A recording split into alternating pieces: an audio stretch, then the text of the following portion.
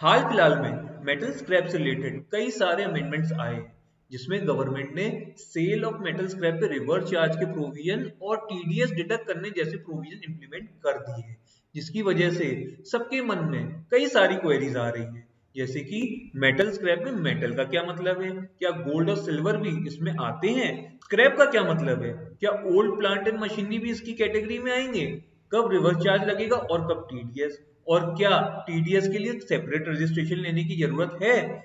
अगर मैं सिर्फ आरसीएम से रिलेटेड सेल करता हूं तो क्या मुझे जीएसटी रजिस्ट्रेशन लेना पड़ेगा, और सबसे इंपॉर्टेंट डाउट कि कॉन्ट्रैक्ट वैल्यू और ट्रांजैक्शन वैल्यू में क्या डिफरेंस है for calculating the exemption limit और डिडक्टिंग टीडीएस। ये सारे अमेंडमेंट 10 अक्टूबर 2024 से इंप्लीमेंट हो गए हैं। तो मैं हूं सी अंकित अग्रवाल और आप मुझे देख रहे हैं अपने यूट्यूब चैनल टेकजी में, और इस टॉपिक से रिलेटेड मैं सारे डाउट आपके क्लियर करने वाला हूं। तो ज्यादा वक्त ना लेते हुए शुरू करते हैं आज का ये वीडियो। और हाँ, चैनल को लाइक और सब्सक्राइब करना ना भूलें।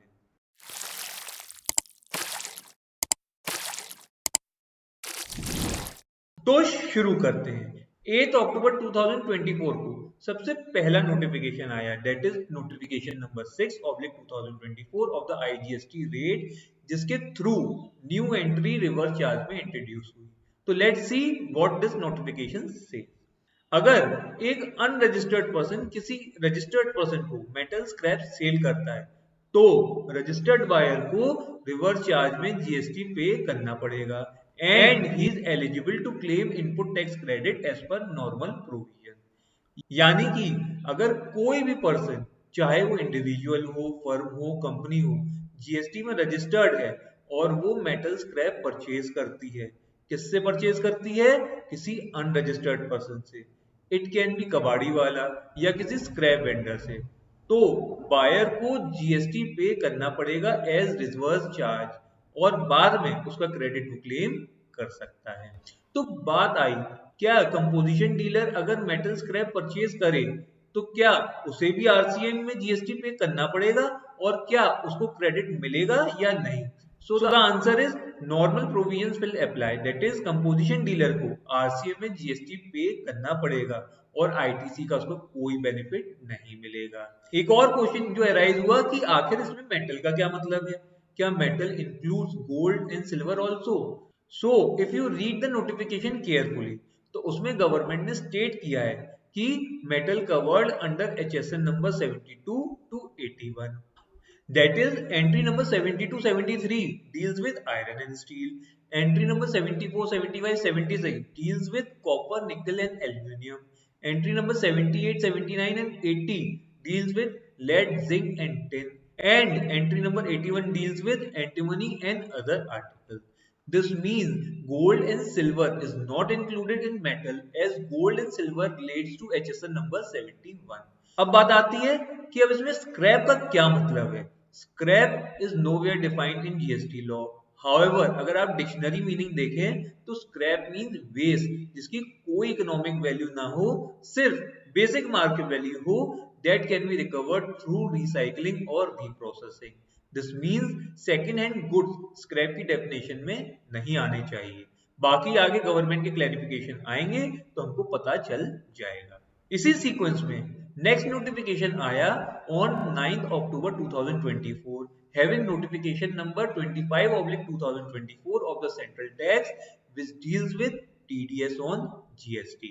इस नोटिफिकेशन के थ्रू एक न्यू सब क्लॉज ऐड किया गया in section 51, that is sub clause D, which states that any registered person receiving supplies of metal scrap falling under chapter 72 to 81 in the first schedule of the custom tariff act from other registered person, then registered buyer is liable to deduct TDS।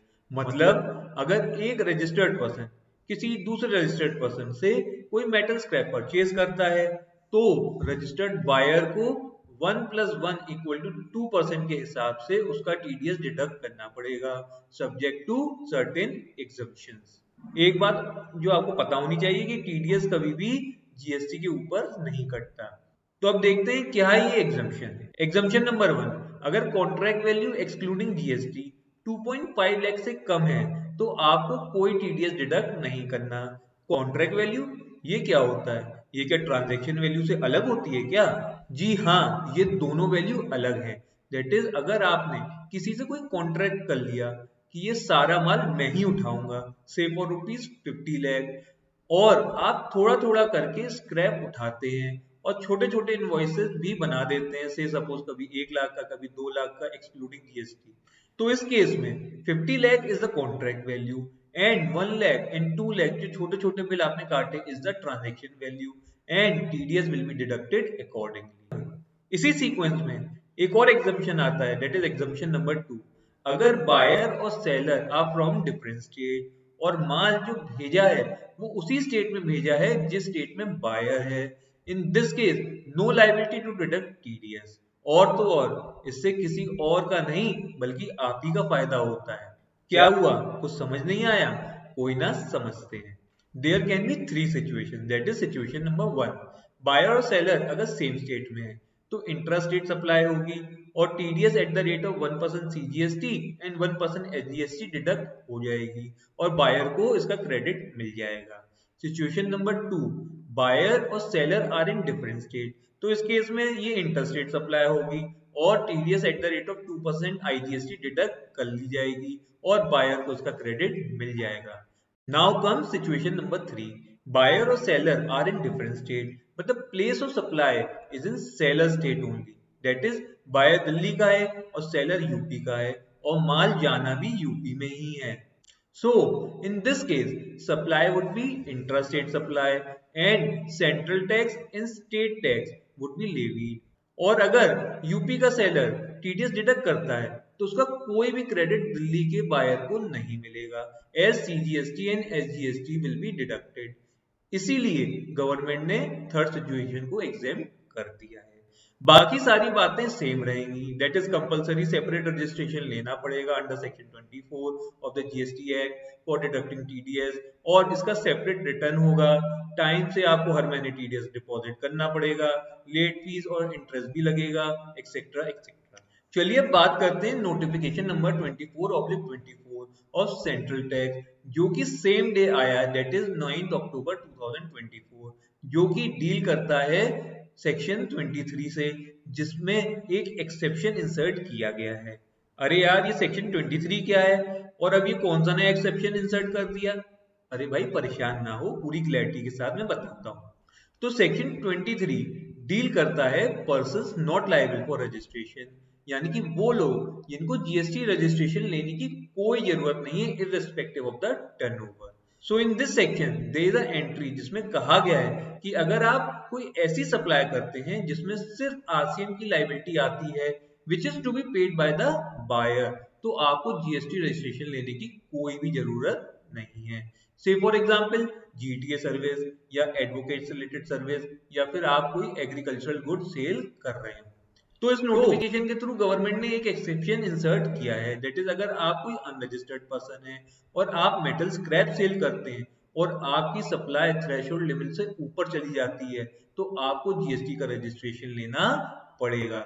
यानी कि directly indirectly government ने buyer के ऊपर एक responsibility डाल दी है कि अगर वो किसी अनरजिस्टर्ड पर्सन से 20 लाख से ऊपर का मेटल स्क्रैप परचेज करता है तो उसको उस अनरजिस्टर्ड पर्सन को जीएसटी रजिस्ट्रेशन लेने के लिए कहना पड़ेगा और उसका टीडीएस डिडक्ट करना पड़ेगा। तो मैं उम्मीद करता हूं कि इस टॉपिक से रिलेटेड आपके सारे डाउट्स क्लियर हो गए होंगे। अगर आपके मन में कोई भी डाउट हो तो मुझे कमेंट करके जरूर बताइए। वीडियो को ज्यादा से ज्यादा लाइक करिए ताकि और लोगों को उसका बेनिफिट मिल सके। वीडियो को लाइक और सब्सक्राइब करना ना भूलें। मैं फिर मिलूंगा एक और नई वीडियो के साथ। Till then, thank you and stay connected.